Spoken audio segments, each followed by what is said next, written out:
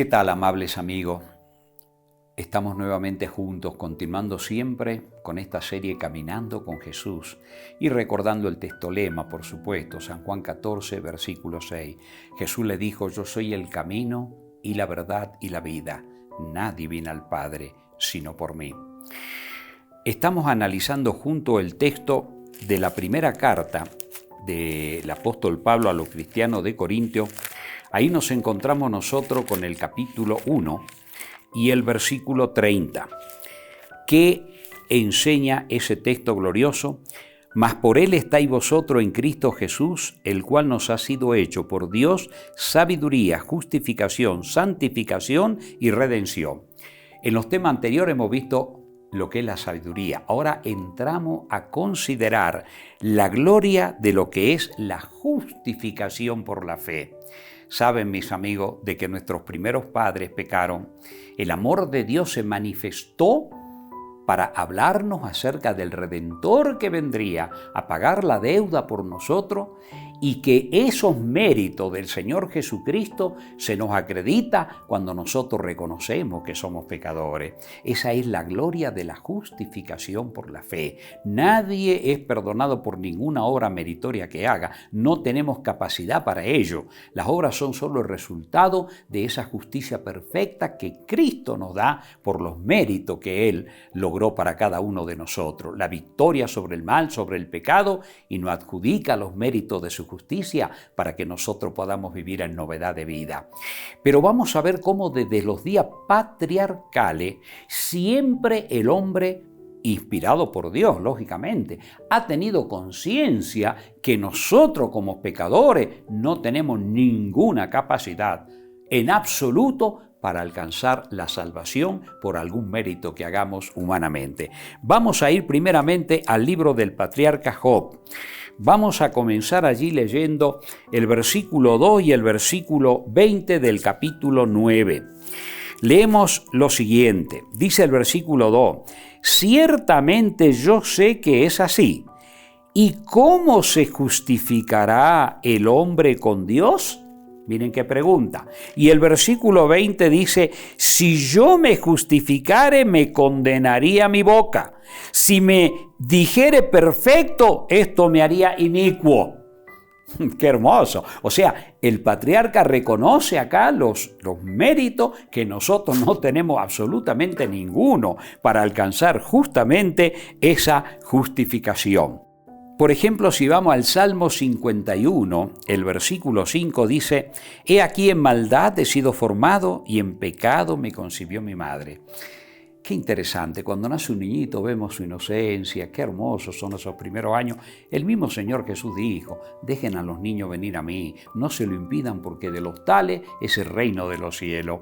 Pero ¿qué ocurre? Todos, sin excepción, nacemos con propensiones al mal y al pecado, y a medida que nos desarrollamos, si no recibimos una formación de niños, por eso la Biblia dice: instruye al niño en su camino, y aun cuando fuere viejo no se apartará de ella. ¡Qué tremenda labor que tenemos los papás y las mamás, que desde el vientre deben aprender a formar a sus niñitos! ¡Ay de aquellas madres que toman y fuman y no tienen conciencia cuando están embarazadas! Están haciendo niños con propensiones a ser más drogadictos, a ser más fumadores, a ser más tomadores. Así que, mis amigos queridos, no es un asunto de poca importancia ser madre también, ¿verdad? La tarea que Dios ha dado a esas mujeres es realmente impresionante cuando se conoce la voluntad de Dios. Así que, por lo tanto, todos nacemos con propensiones al pecado.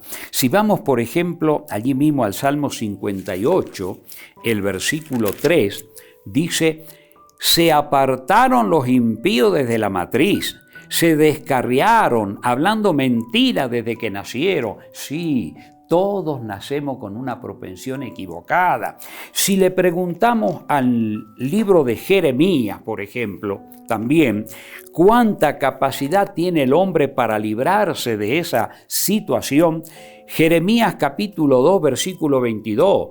aunque te laves con lejía y amontones jabón sobre ti, la mancha de tu pecado permanecerá aún delante de mí, dijo Jehová. O sea, la figura acá de la lejía y el jabón está hablando de la justicia propia. El hombre quiere hacer méritos propios para justificarse. No, Señor, ¿verdad? Tan solo Jesús nos puede justificar con sus méritos preciosos. Si vamos inclusive acá mismo a Jeremías, pero vamos al otro capítulo, al capítulo 13 y al versículo 23, dice así: ¿mudará el etíope su piel y el leopardo sus manchas? Así también podréis vosotros hacer bien estando habituados a hacer el mal. ¡Qué tremendo! No podemos por méritos propios, ¿se dan cuenta? Y si le preguntamos al Nuevo Testamento, también ocurre exactamente lo mismo. El capítulo 3 del libro a los Romanos, fíjense desde el verso 9. ¿Qué pues? ¿Somos nosotros mejores que ellos? En ninguna manera, pues ya hemos acusado a judíos y a gentiles que todos están bajo pecado. Como está escrito, no hay justo ni aun uno, no hay quien entienda, no hay quien busque a Dios. Todos se desviaron a una, se hicieron inútiles, no hay quien haga lo bueno, no hay ni siquiera uno. El verso 23 dice: por cuanto todos pecaron y están destituidos de la gloria de Dios. Sí, amigo, con estos textos bíblicos, ¿qué encontramos? Que no hay solución para el problema de nuestro pecado. Estamos perdidos y entregados a la perdición eterna, si es que no aceptamos el glorioso plan que Dios ha hecho desde el mismo Edén, mis amigos. Miren, yo quiero llevarlo al capítulo 3 de Génesis. Allí nos encontramos nosotros después que Dios interroga, después del pecado de Adán y de Eva, y que Dios entonces lanza allí, ¿verdad?, la justicia de Él y muestra tristemente todo lo que iba a pasar en la tierra. A Adán le dice, ¿verdad?, con el sudor de tu rostro comerás el pan hasta que vuelvas a la tierra, porque de ella fuiste tomado, pues polvo eres y al polvo volverás. A Eva le dice, con dolor parirás y darás a luz tus hijos. Pero hay algo que hace allí el Señor. Ahora, imaginémonos, cuando Dios creaba la tierra, estaba el Padre y el Hijo conjuntamente. Cuando ustedes lean los detalles, ahí la palabra Dios que aparece la palabra Elohim, que significa Dios en plural. Y si ustedes ven, cuando Dios crea al hombre, dice, hagamos al hombre a nuestra imagen conforme a nuestra semejanza. Es el diálogo entre la divinidad, el Padre y el Hijo, formando a las criaturas humanas. Así que cuando Adán peca, antes de sacarlos del paraíso, ¿qué hace Dios con ellos? Vamos a leer un texto bíblico que en apariencia parecería no decir nada, pero en ese texto bíblico está desarrollada toda la teología de la justificación en toda la Sagrada Escritura. ¿Cuál es ese texto bíblico? Dice el versículo 21 del capítulo 3 de Génesis: y Jehová Dios hizo al hombre y a su mujer túnicas de pieles y los vistió. Acá vamos a tener que hacer jugar la imaginación, pero no humanamente, sino en base a la luz de toda la verdad que está en la Biblia. ¿Se imaginan ustedes cuando Adán y Eva se vieron desnudos porque la gloria de Dios desapareció? Ellos tenían la gloria como los ángeles, desaparece, corren, se ponen hoja de higuera, pero ahora Jesús los llama. Yo me imagino que fue así, y le habrá dicho a Adán, yo te dije que el día que coma vas a morir, pero yo quiero que tú vivas para que te arrepientas. Pero para eso, Adán, hoy tiene que haber un sustituto que muera en tu lugar. Y va a ser ese inocente cordero que tú tanto amas. Imaginen cómo habrán sido los corderos en el Edén. Qué belleza habrán tenido esos animales. Y Dios lo tomó como símbolo del Mesías que iba a venir. Por eso es que cuando Jesús aparece en el escenario histórico, Juan el Bautista dice, ¡ay, el Cordero de Dios que quita el pecado del mundo! Entonces, no sé con qué instrumento, porque en ese entonces la tierra era preciosa, no tenía los declives aterradores y espeluznantes que tiene ahora la montaña. Todo esto se formó con el diluvio universal. ¿Saben ustedes que el oro, el diamante, el brillante y todas las piedras preciosas adornaban todo?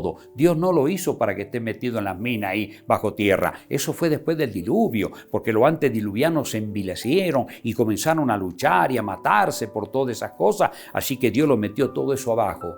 Pero yo me imagino con algún instrumento de eso, un rubí, no sé, porque no había cuchillos filosos todavía. Y Dios le habrá dicho a Adán, comienza a frotar en el cuello de ese cordero que tú tanto amas.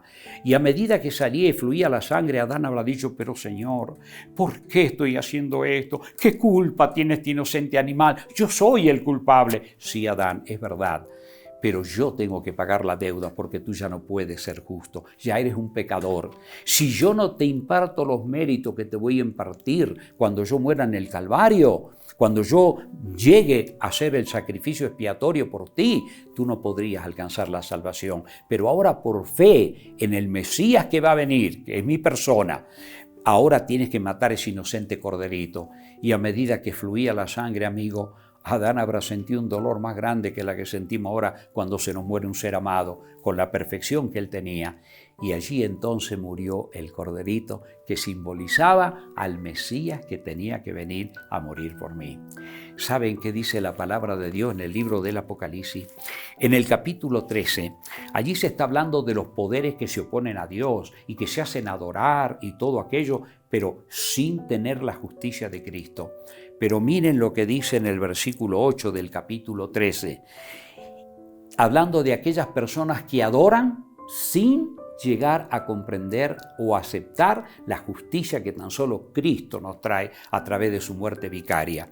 Dice, y la adoraron todos los moradores de la tierra cuyos nombres no estaban escritos en el libro de la vida del Cordero que fue inmolado desde el principio del mundo. ¿Qué tal? Acá se está repitiendo que Jesús, a través de la figura del Cordero, fue inmolado desde el principio del mundo. Así que, mis amigos, la justificación por la fe es la obra de Dios que echa en el polvo la gloria del hombre y hace por éste lo que éste no tiene la capacidad de hacer por sí mismo. Qué hermoso saber que Jesús vino, dio su vida. Toda la eternidad no alcanzará para que comprendamos la magnitud de tan grande prueba, para que todos un día alcancemos la salvación en la justicia de Cristo. Mi amigo querido, que en esta primera meditación el Dios Todopoderoso te bendiga. Ahora vamos a empezar a analizar en 2 temas más acerca de esta justicia perfecta que el Señor trajo, la justicia perdurable, para que tú y yo, por la fe puesta en Él, alcancemos la vida eterna. Permíteme hacer una oración. Querido Padre nuestro que estás en los cielos, gracia infinita por la justicia de Cristo. Gracias por aquel que fue inmolado por mí. Gracias, oh Padre eterno, porque yo sé que así alcanzo la vida eterna. Bendice a todos mis amigos presentes y conectados a estos temas y dale una bendición a cada uno de ellos junto a sus amados. En el nombre de Jesús, Padre querido. Amén. Amén. Que Dios les bendiga.